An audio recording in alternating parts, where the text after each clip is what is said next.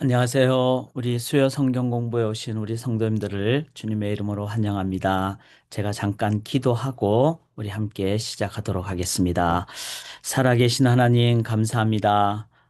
저희들 3일 동안도 지켜주시고 이제 주께서 귀하게 인도해 주신 오늘도 믿음으로 매 순간 살고 또 오늘 말씀 앞으로 나왔습니다. 주의 말씀으로 한 번 더 지혜와 또 격려와 또 힘을 허락하여 주셔서 하나님 말씀으로 우리의 삶의 현장에서 또 승리하며 살아가는 저희들 되게 인도하여 주시옵소서. 이 시간을 주의 손에 의지하오며 각 처소마다 하나님의 인도하심으로 함께하여 주시기를 소원하오며 살아계신 예수 그리스도의 이름으로 간절히 기도드리옵나이다. 아멘. 우리 오늘도 귀하게 하나님 앞에 찬양하며 우리 함께 나가도록 하겠습니다. 특별히 오늘은 스바냐서를 저희가 함께 나눌 예정인데 스바냐서 주제 찬송인 3장 17절 너의 하나님 여호와가 우리 찬송 함께 하나님 앞에 먼저 올려드리도록 하겠습니다. 너의 하나님 여호와가 너의 가운데 계시니 그는 구원을 베푸실 전능자시라. 그가 너로 인하여 기쁨을 이기지 못하시며 너를 잠잠히 사랑하시며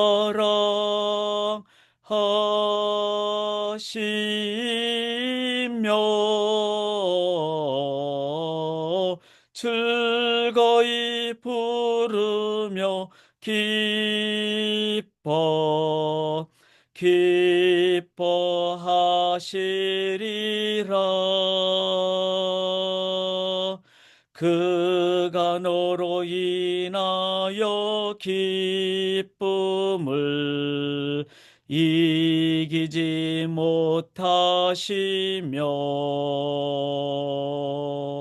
너를 잠잠히 사랑하시며 즐거이 부르며 기뻐하시리라.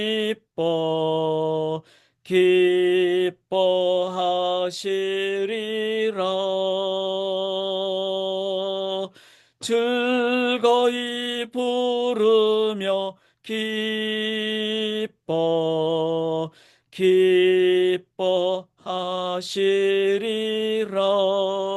기뻐하시리라. 아멘. 참 신앙생활 하면서 많은 경우 나 중심적으로 할 때가 참 많은 것 같습니다.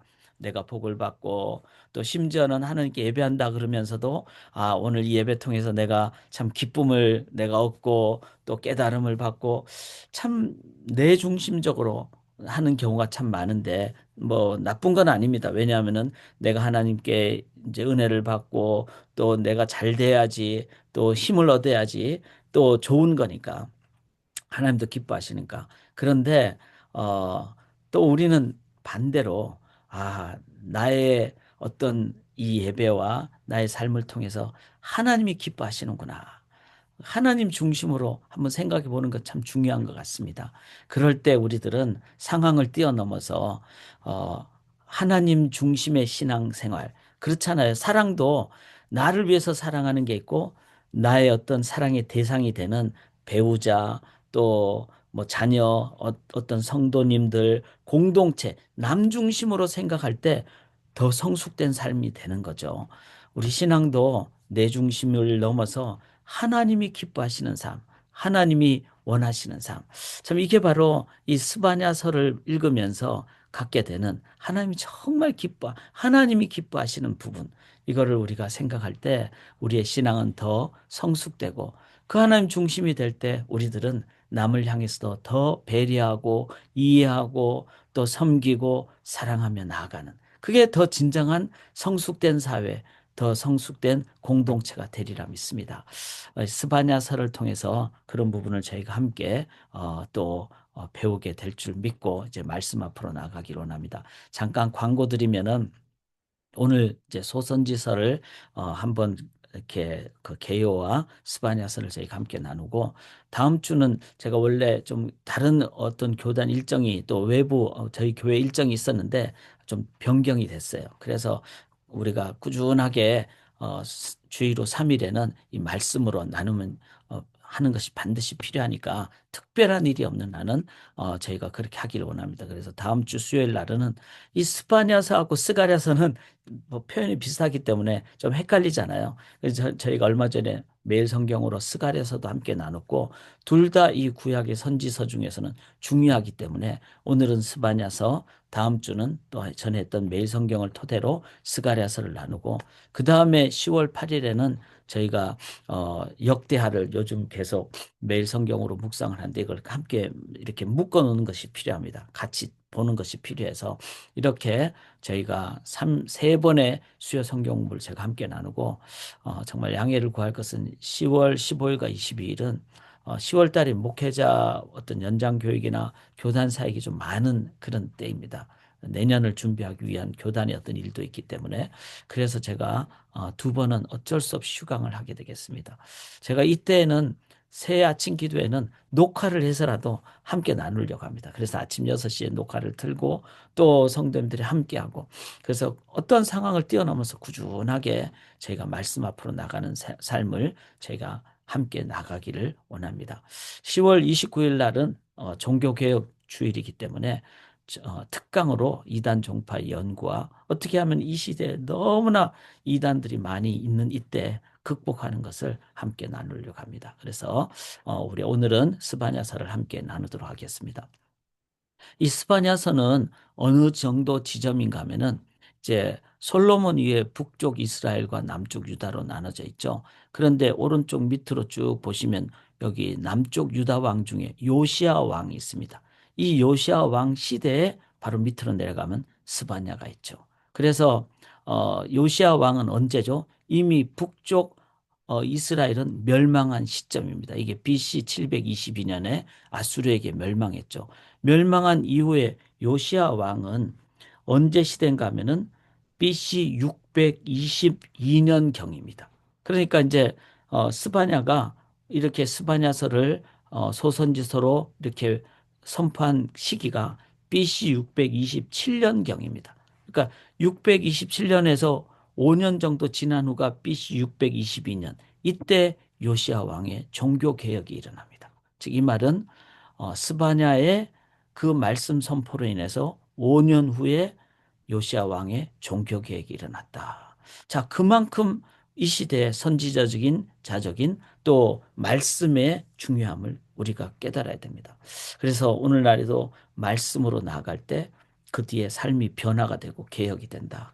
저 개인적으로 볼 때도 제가 언제 변화됐는가? 물론 어떤 뭐 그 어떤 체험을 통해서 아니면은 선교지라든지 또 어떤 뭐 수련회라든지 이런 상황을 통해서 영향을 받는 경우도 당연히 많았죠.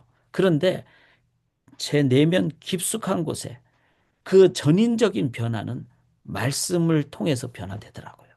그게 바로 제가 중학교 때, 그 다음에 고등학교 2학년 때, 대학교 1학년 때, 신학교 때, 그리고 매일 새아침 기도회를 위해서 개인적으로 말씀을 묵상할 때, 그리고 말씀을 하루 종일 되새길 때, 그때 이 말씀이 저를 변화시켰고, 말씀이 전인적으로 인생의 그 기초가 되는 그리고 본질이 되는 이걸 깨닫게 됩니다. 그래서 스바냐 선지자가 말씀을 그렇게 증거했을 때 5년 후에 요시야 왕에 의해서 종교 개혁이 일어났다. 자, 이 스바냐서를 이제 요 같은 표예요. 그렇지만 이렇게 더 보기 쉽게. 그래서 스바냐서 여기가 이제 있죠. 이게 이제 그 역대하 시점이고 이런 시점이다. 그래서 스가랴는 언제냐? 바, 바벨론 포로에서 이제 멸망한 그 시점 이후가 스가랴서라는 겁니다. 그러니까 그런 의미에서 이 우리들이 이제 다음 주에는 스가랴서를 함께 나누므로 이 스가랴서를 통한 이제 포로에 대한 멸망 이후에 뭐죠? 회복을 얘기하시는 거죠. 그래서 하나님 말씀을 통해서 어떻게 하면 우리가 회복이 될 수 있을까? 이것 또한 다음 주에 저희가 함께 나누게 되겠습니다. 자, 한 번 더 요 선지서를 할 때 이제 북쪽, 남쪽 이렇게 이제 선지자들이 다르죠. 그래서 북이스라엘 선지자는 뭐 요나나 아모스나 호세아가 있고 남유다 선지자는 그 중에 하나가 이제 스바냐가 있죠. 그런데 포로 시대 선지자는 에스겔 다니엘이고 포로 이후에 귀한 시대 선지자가 누군가 하면 스가랴라는 거죠. 그러니까 스가랴서를 통해서는 우리가 왜 포로가 됐는지, 그 다음에 포로 이후에 하나님 어떻게 인도하실 건지, 회복을. 이 부분이기 때문에 이 스가랴서를 다음 주에 보는 것은 어, 중요한 의미가 있다. 이걸 우리가 기억을 하고요. 스바냐서는 제가 말씀드렸죠. 바벨론 포로 전이니까 스바냐서를 잘 우리가 이해하고 말씀으로 받을 때 실은 중요한 게 바벨론 포로기가 안 일어날 수 있다는 겁니다. 그래서 이제 요시아의 종교 개혁이 일어났고 그걸 더 하나님 말씀 앞에서 이스라엘 백성들이 유다 백성들이 제대로 했더라면은 회개했더라면은 실은 바벨론 포로가 일어나지 않는다. 이걸 우리에게 적용한다면은 오늘날 우리도 하나님의 동일한 하나님 위해서 회개하지 않을 때 심판을 받게 되는데 그 심판을 우리들이 이제 피하는 길은 바로 말씀 앞에 우리 자신이 철저하게 우리들이 회개할 때 우리들은 심판의 날을 피한다. 자, 한번 읽어보실까요? 나 여호와가 말하노라. 그러므로 내가 일어나 벌할 날까지 너희는 나를 기다리라. 내가 뜻을 정하고 나의 분노와 모든 진노를 쏟으려고 여러 나라를 소집하며 왕국들을 모으리라. 온 땅이 나의 질투의 불에 소멸되리라. 이거는 예언의 말씀이잖아요. 그러니까 온 땅이 나의 질투의 불에 심판되리라. 이 말씀을 진심으로 받고 회개하면은 이 소멸이 안 일어난다는 겁니다. 이게 예언에 대한 중요한 자세죠. 내가 너희를 벌한다. 이 말은 하나님의 마음은 벌하고 싶지 않다는 거예요.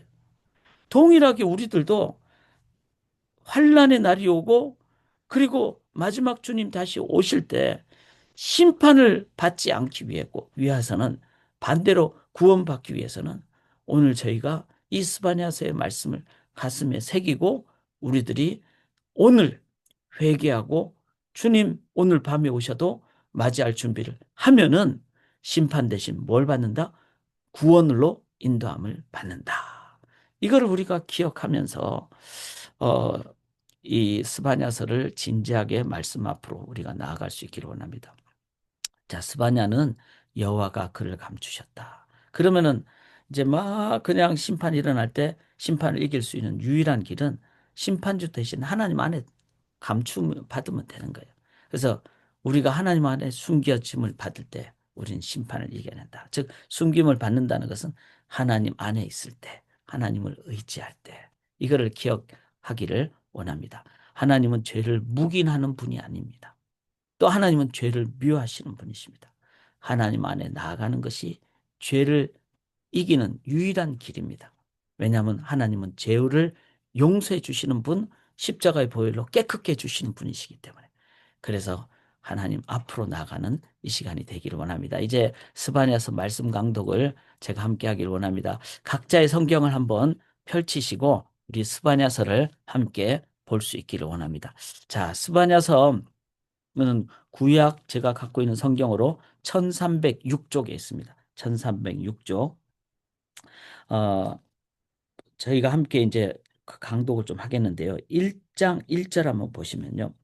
아몬의 아들 유다 왕 요시아의 시대에 스바냐에게 임한 여호와의 말씀이라 이렇게 했어요. 그러니까 이제 아몬의 아들이니까 요시아의 아버지는 아몬이고 그 다음에 스바냐는 히스기야의 현손이요 아마랴의 증손이요 그다랴의 손자요 구시의 아들이었더라. 이렇게 나오니까 히스기야 왕이 4대 선조가 되는 거죠. 이 스바냐에 의해서는 에게는 그리고 스바냐는 요시야 시대의 사람이었다. 이거를 이제 우리가 기억을 하면서 그 말은 뭡니까? 스바냐는 왕손이었다는 겁니다. 자, 왕손 입장에서는 뭐 당신은 더 그랬죠. 어, 왕이었던 권한이 아주 큰 시대였으니까. 그런데 그래서 우리가 내가 왕이든지 왕손이든지 아니면 뭐 흙수저든지 물론 흙수저로 살면은 불편함은 있겠죠. 그런데 배경을 우리가 탓하지 말고 내가 어떤 배경에 있든지 중심은 하나님 앞에 나갈 때, 하나님 의지할 때, 그때 우리들은 선지자적인 사명을 감당할 수 있다는 겁니다. 참 이 부분은 중요하죠. 우리는 상황의 영향을 많이 받기가 쉽습니다. 그리고 배경의 영향을 많이 받기가 쉽습니다. 그런데 진정 하나님 중심의 사람, 말씀 중심의 사람은 어떡합니까? 상황을 뛰어넘어서 하나님을 바라보며 하나님만을 의지하며 나간다는 거죠. 그게 바로 시대를 뛰어넘는 신앙인이 가져야 될 자세입니다. 말씀을 중심으로 나아갈 때 내가 배경이 어떻든 어디에 살든 어떤 상황이든 그걸 이겨낸다는 거죠.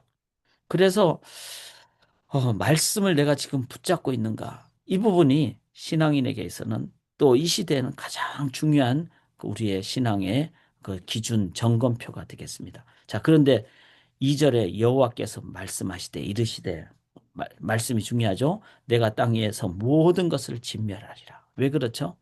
하나님 창조 원리대로 되지 않을 때는 있는 것 자체가 죄성이니까 하나님이 진멸한다는 거예요. 그래서 3절에 내가 사람과 짐승을 진멸하고 공중의 새와 바다의 고기와 거치게 하는 것, 즉 죄로 인해서 이 삶에서 이렇게 왜곡된 것과 악인들을 아울러 진멸할 것이라. 내가 사람을 땅 위에서 멸절하리라. 나 여호와의 말이니라. 자, 하나님은 결코 죄와 타협하지 않는 분입니다. 그러면은 하나님을 떠난 결과로 갖게 된 우리의 죄의 모습들은 하나님은 반드시 진멸하신다. 그게 사람이 범죄했는데 누구까지? 공중의 새, 바다의 고기에 거치게 하는 것까지 다 진멸하신다. 그래서 우리가 자연의 어떤 그 훼손된 부분, 이런 부분도 범죄의 결과임을 우리가 기억을 해야 됩니다. 그리고 이 심판에 하나님이 진멸하신다는 걸 기억하면서 그리고 그 다음에 표현이 뭐죠? 내가 사람을 땅 위에서 멸절하리라.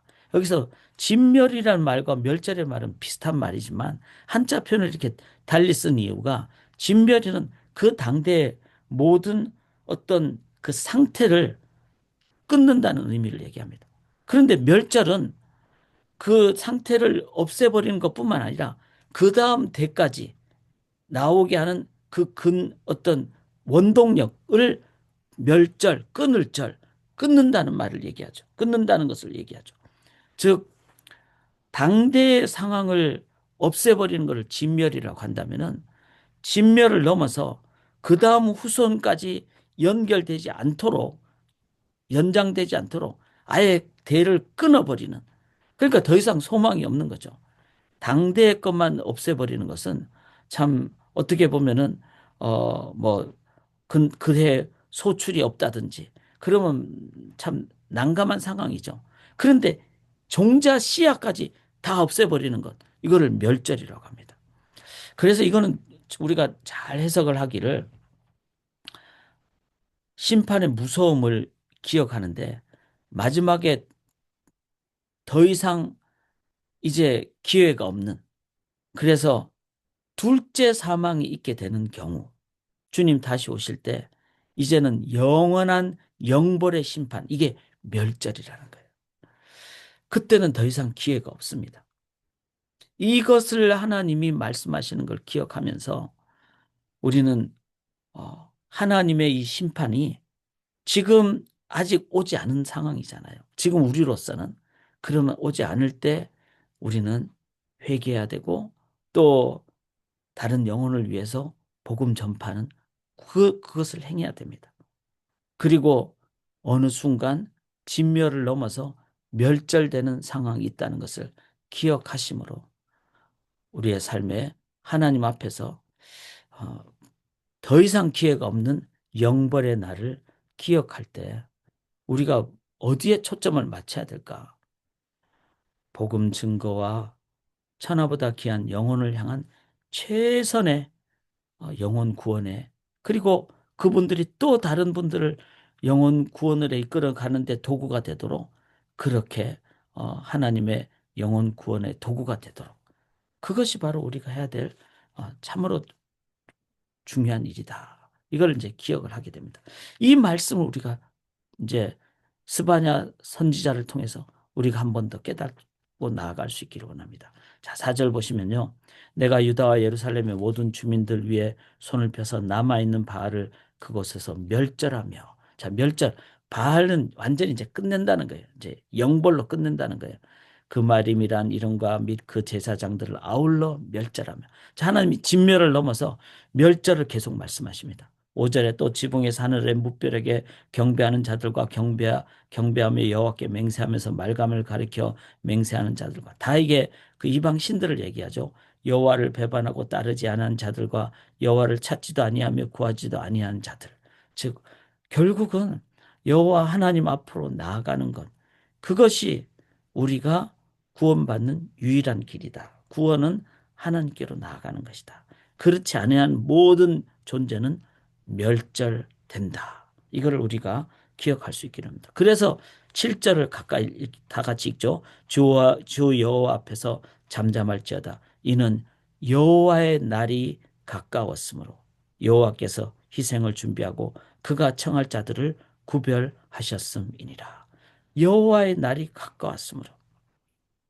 자, 이 잠잠할지란 말은 우리가 준비한다는 의미예요. 그냥 침묵한다는 걸 넘어서 다른 소리 안 듣고 하나님의 말씀을 우리가 듣겠습니다. 왜냐하면은 여호와의 날이 가까웠기 때문에, 여호와께서 희생을 준비하고 그가 청할 자들을 구별하시는 그 주님의 날이 가까웠기 때문에 우리들은 준비를 해야 됩니다. 무장을 해야 됩니다. 8절에 여호와 희생의 날에 내가 방백들과 왕자들과 이방인의 옷을 입은 자들을 벌할 것이며.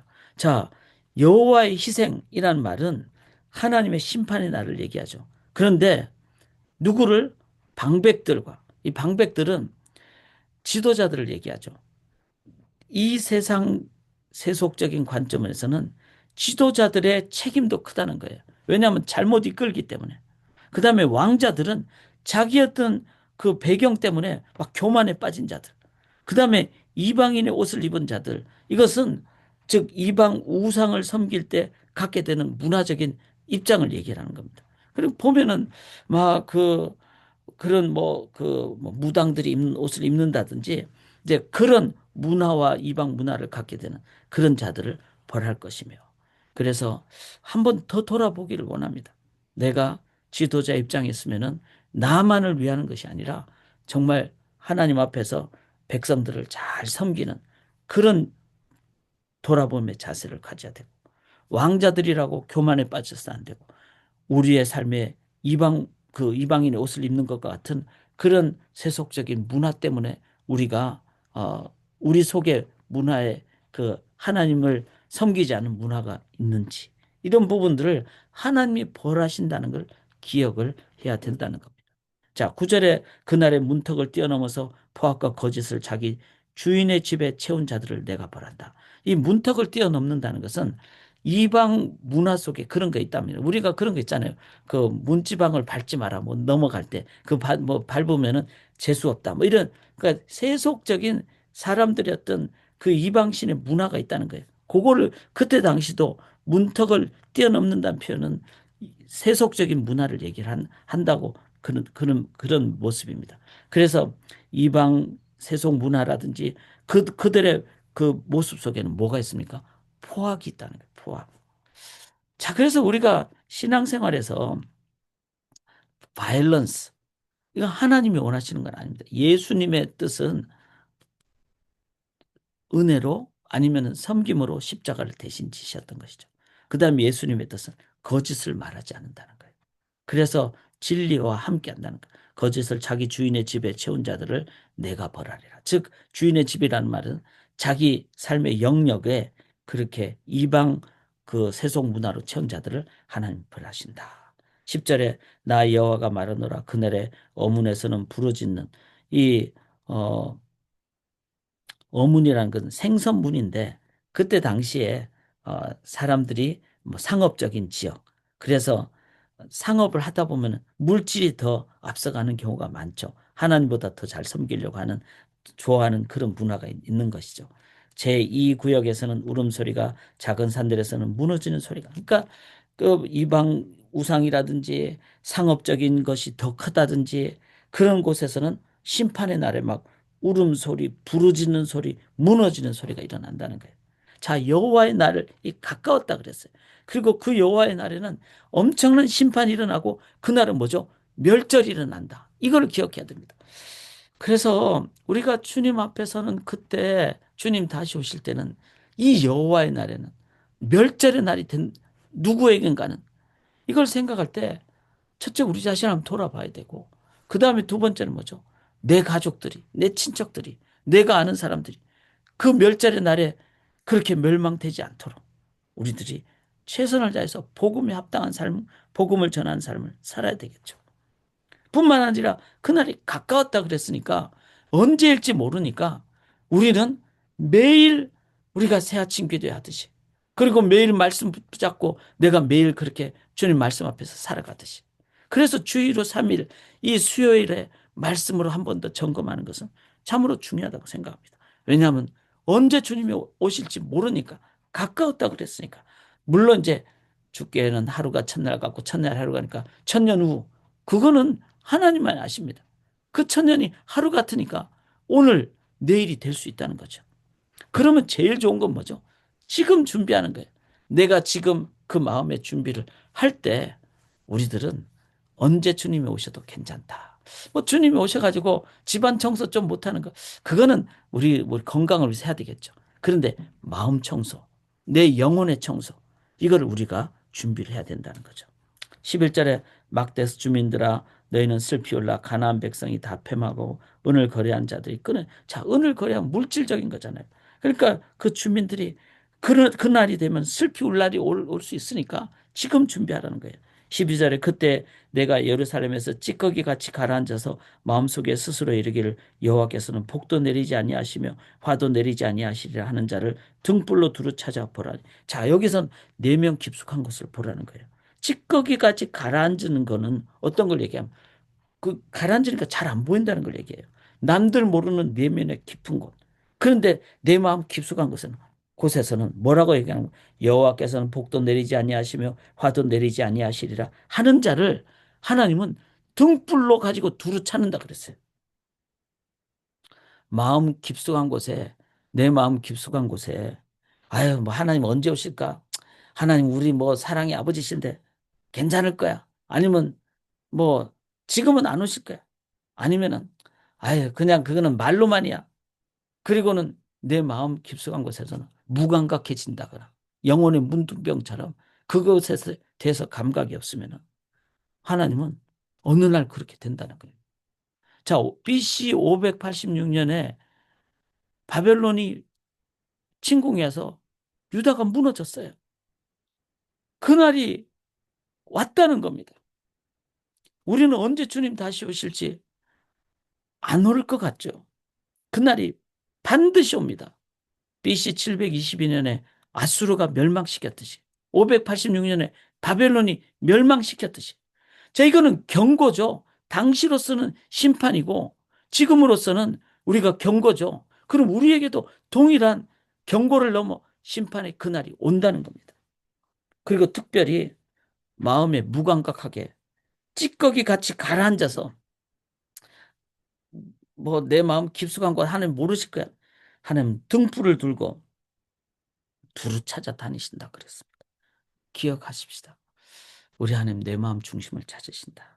그러면 어떻게 해야 될까요? 내 마음은 가장 깊숙한 곳에서 하나님 앞에 회개하고 하나님 앞으로 나아가는 삶. 자, 13절 그들의 재물이 노략되며 그들의 집이 황폐할 것이라. 그들이 집을 건축하나 거기에 살지 못하며 포도원을 갖거나 그 포도주를 마시지 못하리라. 이제 심판의 무서움을 얘기하죠. 14절 여호와의 큰 날이라 그랬어요. 이건 이제 심판의 날이죠.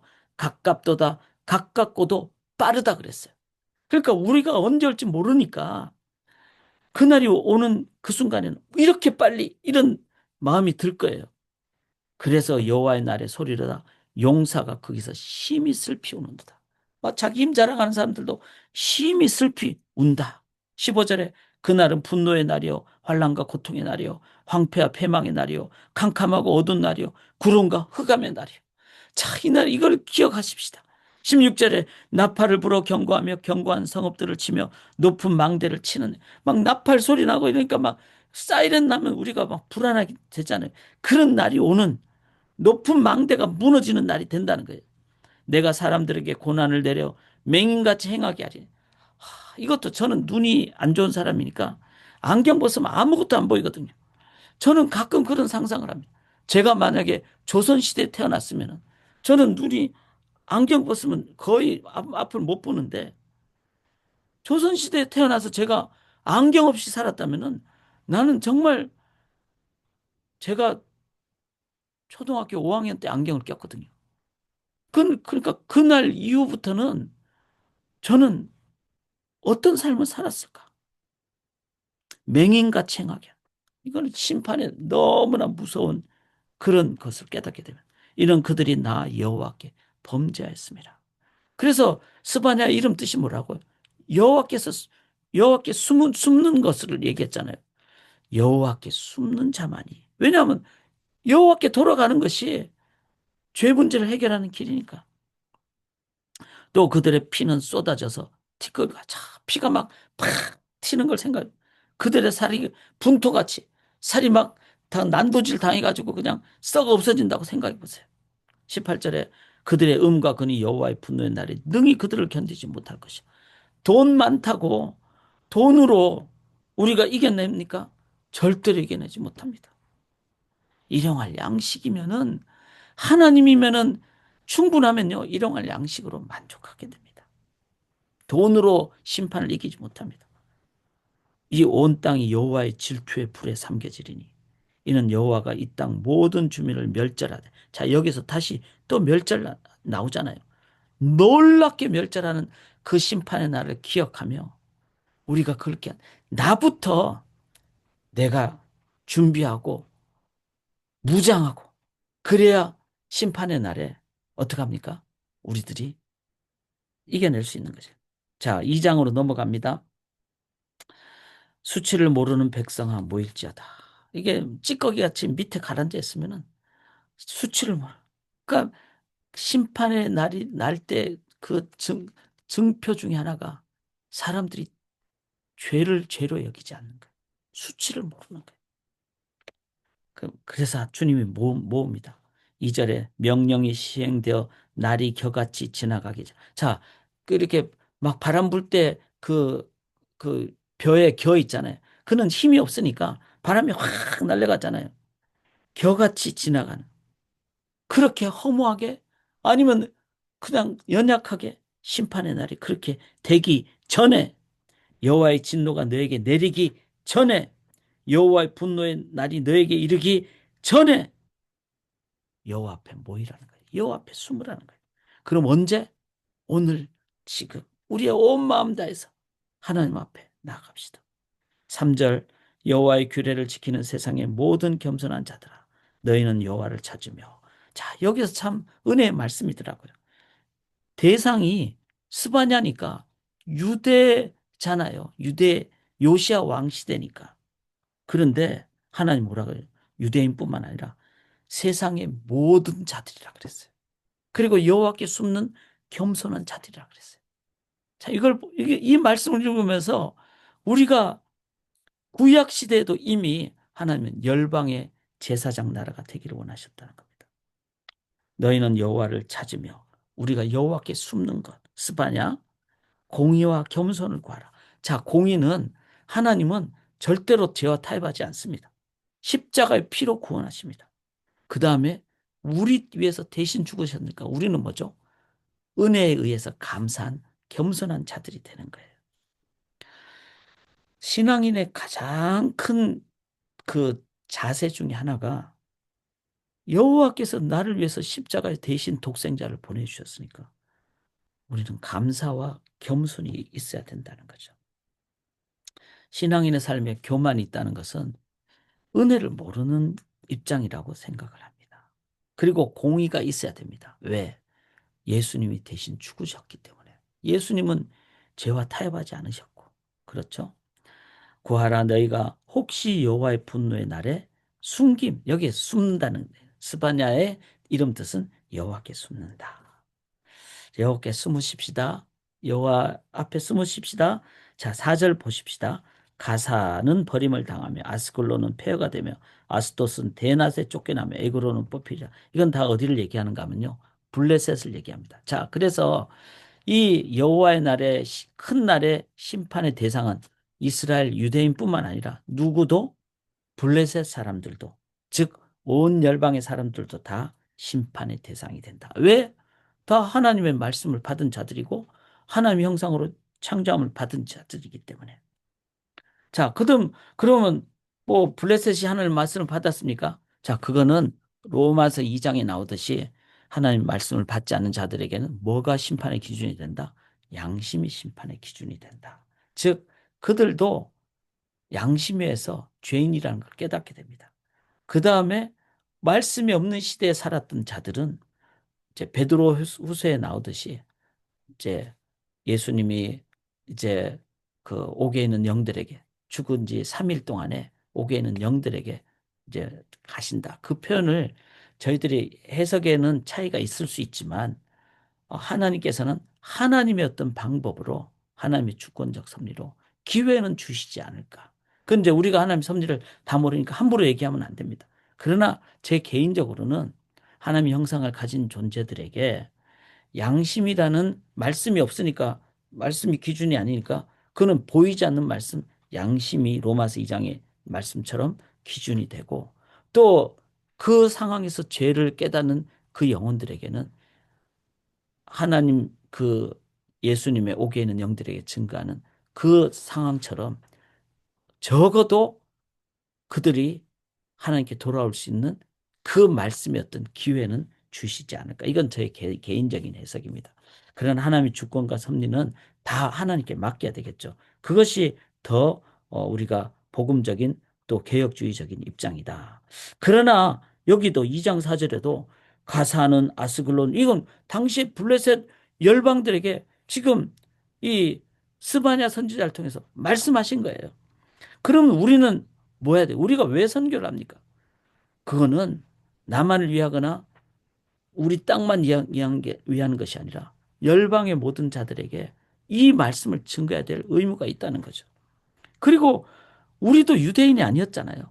그런데 선교사님들에 의해서 150년 전에 말씀이 증거됐으니까 후손인 저희가 말씀을 받고 구원을 받은 거잖아요.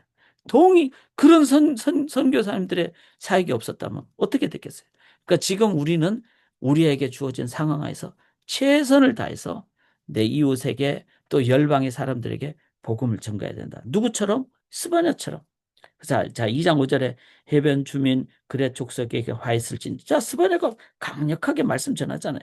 블레셋 사람의 땅 가나안아 여호와의 말씀이 너희를 치나니 내가 너를 멸하며 주민이 없게 동일하게 말씀 전. 해변은 풀밭이 되어 목자의 운막과 양떼의 우리가 자, 해변이 그냥 운막처럼 된다는 거니까 그러니까 황폐해진다는 거예요.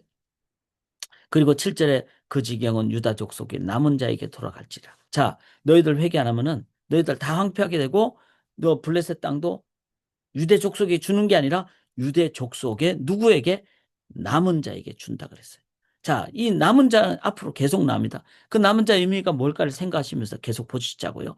그들이 거기에서 양떼를 먹이고 저녁에는 아스글론 집들에 누우리니 이는 그들의 하나님 여호와가 그들을 보살피사 그들이 사로잡힘을 돌이킬 것입니다. 자, 여기서 남은 자들에게 주신다. 이거를 꼭 기억을 합니다. 이게 땅 따먹기가 아니라 바로 하나님께서 이제는 영원한 하나님 나라의 영생의 삶을 누구에게 주시는가? 남은 자에게 주신다. 그것이 블레셋뿐만 아니라 8절에 모압의 비방과 암몬 자손이 조롱하는 말을 들었나니 그들이 내 백성을 비방하고 자기들의 경계에 대하여 교만하니라. 이제 모압과 암몬은 뭐죠? 롯의 두 딸에 의해서 난 그런 족속들이잖아요. 후손들이잖아요. 근데 이들은 막 그 지형 때문에 교만했어요. 아, 우리는 난공불락의 지역이야 하면서. 그리고 옆에 있는 이스라엘 백성들 안에서 막 조롱하고 비방했어요. 저 사람들은 정말 뭐 나쁜 그 연약한 사람들이야. 그리고 자기들은 교만하고. 거기에 대해서도 모압 가문도 하나님이 심판하신다. 9절에 그러므로 만군의 여호와 이스라엘 하나님 말하노라 내가 나의 삶을 두고 맹세하노라. 자, 하나님이 맹세한다 이 표현은 이거는 엄중한 표현입니다. 장차 모압은 소돔 같으며 암몬 자손은 고모라. 이게 동일한 엄청난 심판을 하신다는 거예요.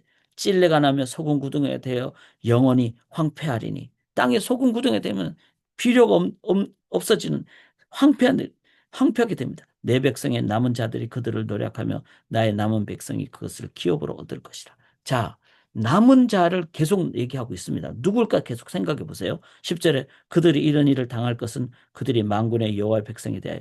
자, 모압과 암몬은 교만한 그 죄를 저지른 거죠. 11절에 여호와 그들에게 두렵게 되어서 세상의 모든 신을 세약하게 하라. 자, 세상에 신은 없습니다. 그냥 이방 그 어떤 인간이 만든 종교적인 거죠. 근데 그건 다 세약하게 된다는 거예요. 자, 통일교 뭐 정말 지금 막 세약하게 되고 있잖아요. 하나님은 반드시 하나님 믿지 않은 어떤 이단, 어떤 뭐 이방신 뭐 다 세약하게 됩니다. 왜? 그건 죄성에 근거하기 때문에. 이방의 모든 해변 사람들이 각각 자기 처소에서 여호와께 경배하리라. 세약하게 되는데 여기서 그 다음에 이방의 모든 해변 사람들이라는 것은 남은 자의 의미도 될 수도 있고 그 다음에 이방 사람들조차도 남은 자 속에 들어가게 되어서 자기 처소에서 여호와께 경배한다. 자, 그래서 여기서 이방의 모든 해변 사람들을 유대인 남은 자로만 해석할 것이 아니라 이방 사람들 중에서도 이제 복음을 듣고 남은 자가 되는 라합 같은 사람들, 그런 사람들이 여호와께 경배했잖아요. 그렇게 될 것이다 이 말씀을 하신다는 겁니다.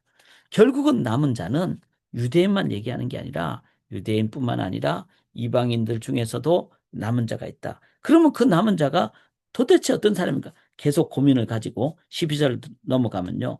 이제 모압 가문을 넘어서 구스 사람들아 너희도 내 칼에 죽이면 돼. 하나님이 이렇게 막 무섭게 심판하신다는 겁니다. 13절에 여호와가 북쪽을 향하여 손을 펴서 아수르를 멸하며 니느웨를 황폐하게 하여 사막같이 멸. 자, 구스는 에티오피아 지금 아프리카 쪽을 얘기하거든요.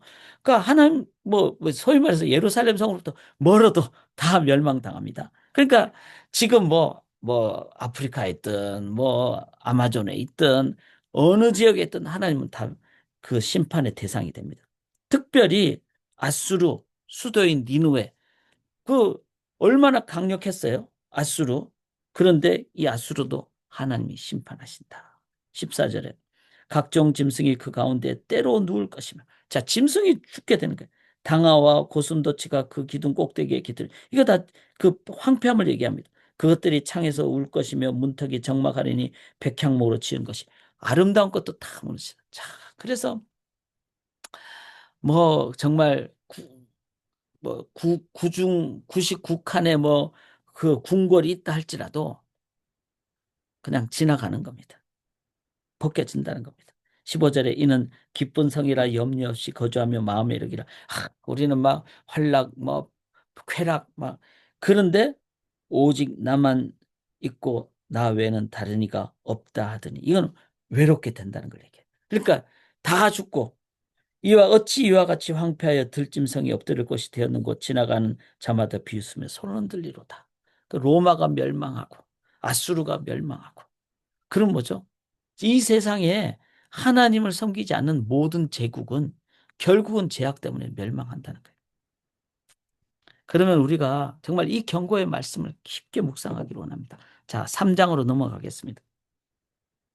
폐역하고 더러운 곳 포악한 그 성읍이여 화 있을지죠. 자, 그러면 3장까지 왔으면은 1장은 유대 백성들을 얘기하고 2장은 블레셋, 모압, 암몬, 구스, 아수르 다 이방 나라도 멸망한다는 걸 얘기한다면은 3장에 폐역하고 더러운 곳 포악한 그 성읍은 누구를 얘기할까요? 1장, 2장 모든 국가, 모든 열방, 유대인을 포함해서 다 얘기합니다. 즉 심판의 대상은 누구라고 봐주는 게 없어요.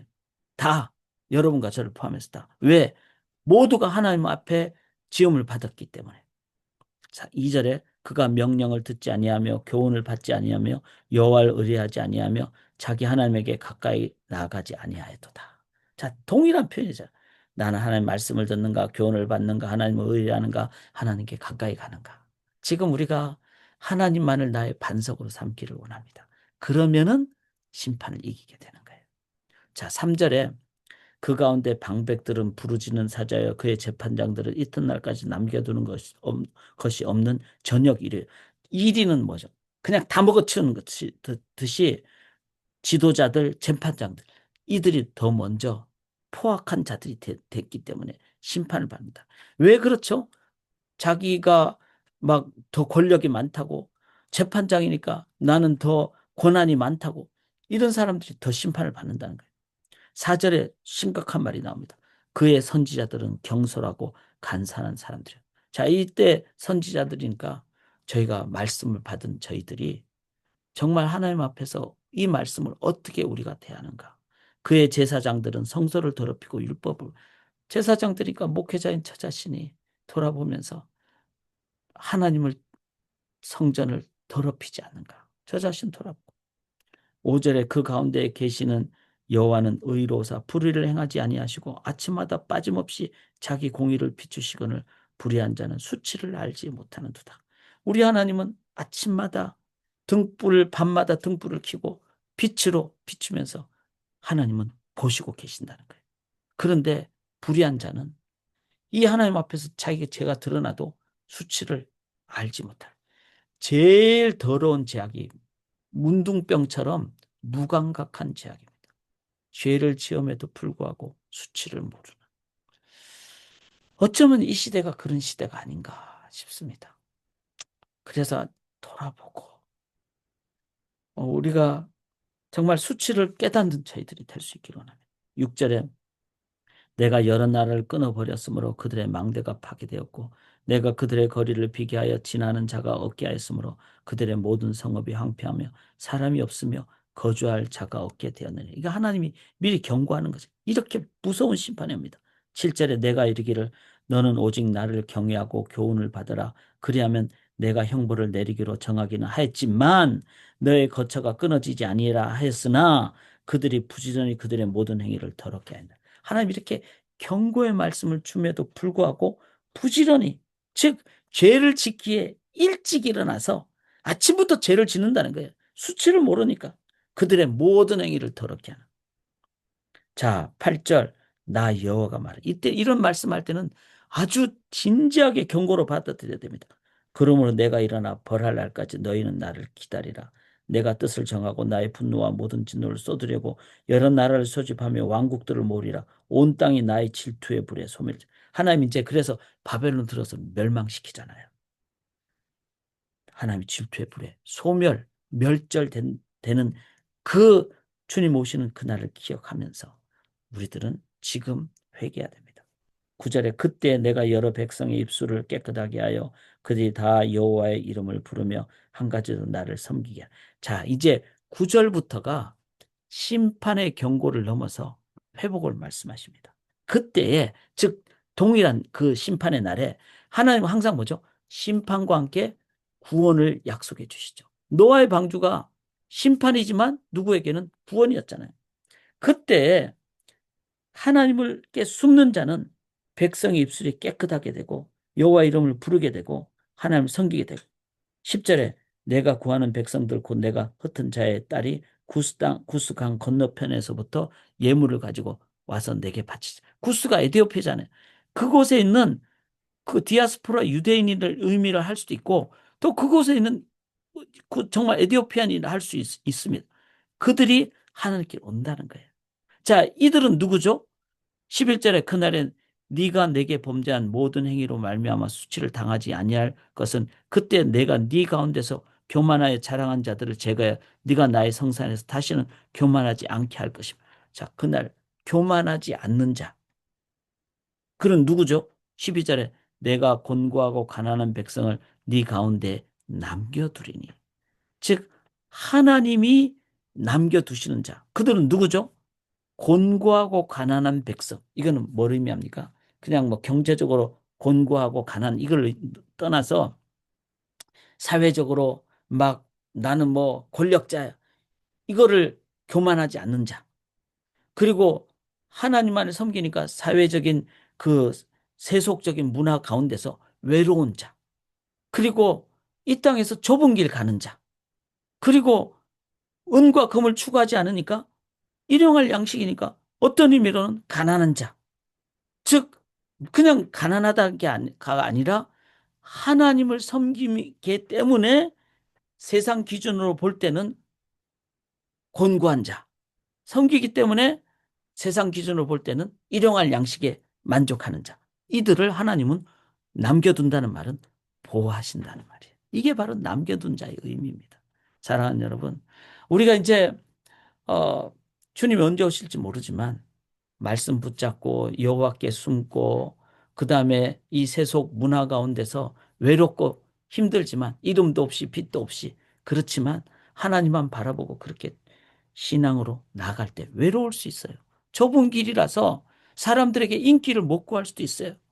그렇지만 그런 자를 하나님이 자기 날개 아래로 품으시고 숨겨주시고 보호하시고 남겨주신다는 겁니다.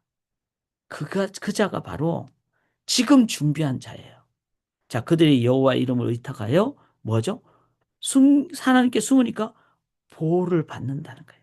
13절에 이스라엘의 남은 자는 악을 행하지 아니하며 거짓을 말하지 아니하며 입에 거짓된 혀가 없으며 먹고 누울지라도 그들을 두렵게 할 자가 없으리라. 이게 바로 남은 자입니다.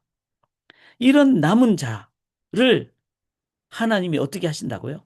14절 먼저 보십시오. 시온에 따라 노래할지어다 이스라엘아 기쁘게 부를지어다 예루살렘 따라 전심으로 기뻐하며 즐거워할지어다. 자, 그러면 맥락을 볼 때 여기서 14절에 시온에 따른 그냥 유대인을 얘기하지 않습니다. 그냥 이스라엘 사람 얘기하지 않습니다. 이 자는 누군가 하면 유대인이든 열방인이든 남은 자가 된 자, 남은 자.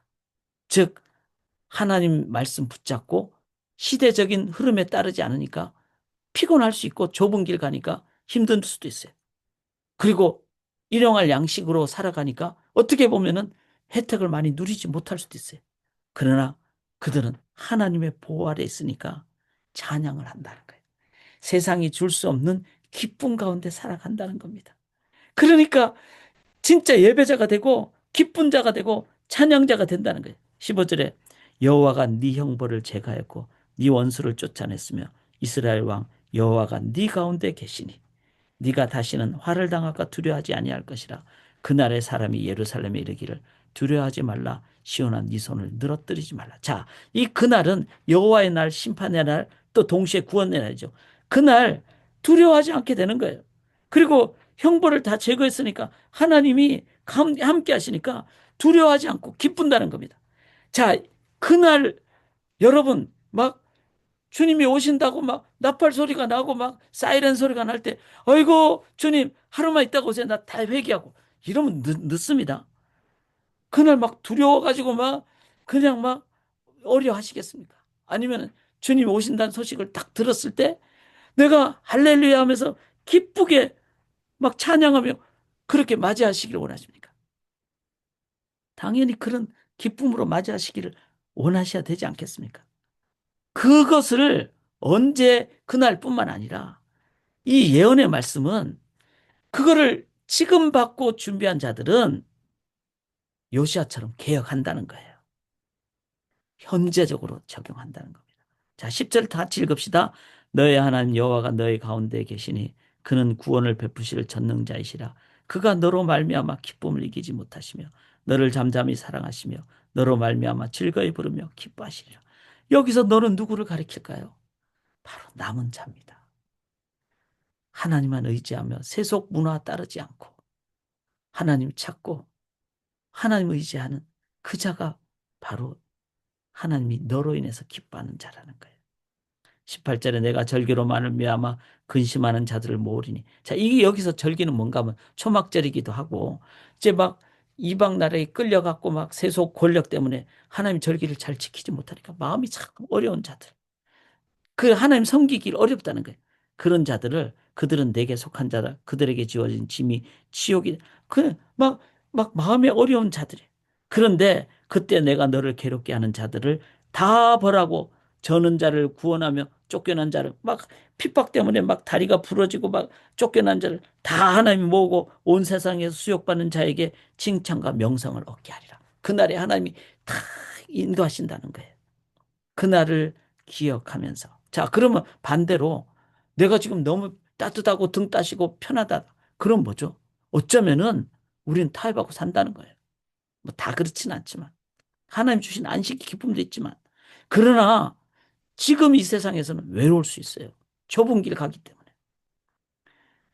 그렇다면은 그날을 기억하면서 하나님이 다 모은다 그랬고 다 억울함을 풀어주신다 그랬고 눈물도 없고 고통도 없다 그랬으니까 그날을 기억하면서 산소망으로 나아가시되 그날뿐만 아니라 지금 우리가 이 스바냐 선지자처럼 말씀을 증거할 때 요시아의 종교 개혁이 일어난다는 거예요. 20절 내가 그때 너희를 이끌고 그때 너희를 모을지라 내가 너희 목전에서 너희의 사로잡힘을 돌이킬 때 너희에게 천하 만민 가운데서 명성과 칭찬을 얻게 하리라. 아멘. 여호와의 말이니라. 그날을 기억하면서 산소망으로 나아가시되 그날뿐만 아니라 오늘 주님 앞에 서심으로 주님만이 주시는 여호와가 너로 인하여 기뻐하신다는 그거를 기억하시면서 우리가 오늘 기뻐하며 나아갈 수 있기를 원합니다. 자, 그래서 정리를 잠깐 하면요. 여호와의 날을 대비하십시다. 가깝고 빠르니까 언제 온지 모르니까. 진멸을 넘어 멸절의 날이 그날임을 무섭게 기억하십시다. 내 내면 깊숙한 곳도 돌아보고 내가 겉으로 신앙생활하는데 내면 깊숙한 곳에는 무감각하지 않은가 돌아보기를 원합니다. 은금을 의지하지 맙시다. 열방을 위해서도 선교합시다. 그 다음에 내가 어떤 직급이 높다고 오히려 그것 때문에 더 심판받을 수 있음을 보면서 저처럼 제사장 역할을 하거나 선지자 역할을 하는 이런 자들이 더 심판받을 수 있다는 것을 기억하면서 깨어있기를 원합니다. 남은 자에 속하도록 기도하십시다. 그리고 하나님은 대비하고 인내한 그 남은 자를 기뻐하신다는 걸 기억하면서 내가 남은 자인가? 그러면은 그날뿐만 아니라 지금 대비할 때 우리들은 지금 하나님이 기뻐하시는 그리고 언제 주님이 오시도 지금 준비하는 도덕이 뭐 얘기하고 옵니까? 지금 준비한 자는 도덕이 언제 와도 방비할 수가 있습니다. 지금 준비한 자는 언제 주님이 오시도 기쁘게 맞이할 수가 있습니다. 찬송을 부르면 좋겠지만 다 부르진 않고 그가 너로 인하여 기쁨을 이기지 못하시며 너를 잠잠히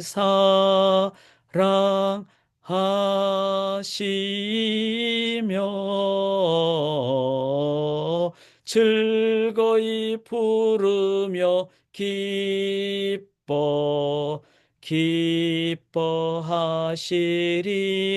기뻐하시리라멘. 그날뿐만 아니라 지금 우리가 고백으로 이렇게 부를 때 지금 하나님이 기뻐하실 줄 믿습니다. 그렇게 기쁨이 되는 하나님의 기쁨이 되는 저희들이 되실 때 주님 지금 오셨더라도 주님 기쁘게 맞이하겠습니다. 그렇게 매일 사시는 우리 성도님들 되시기를 주님의 이름으로 간절히 기원합니다. 10분 정도 제가 줌을 열어놓을 때 한 번 더 지금 노란 글씨에 있는 것을 보시며 지금 오늘 기도로 대비하시는 우리의 삶과 각 가정과 우리 성도님들 되시기를 간절히 기원합니다. 살아계신 하나님, 주님의 기쁨이 되도록 지금 회개하고 또 주님을 기억하고 의지함으로 하나님, 주님의 기쁨이 매일 매순간 되는 여호와께 숨는 우리 성도님들 모두가 되게 도와주세요.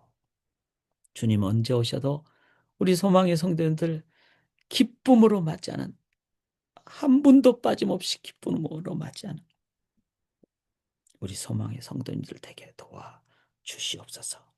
의지하며 살아계신 예수 그리스도의 이름으로 간절히 기도드리옵나이다.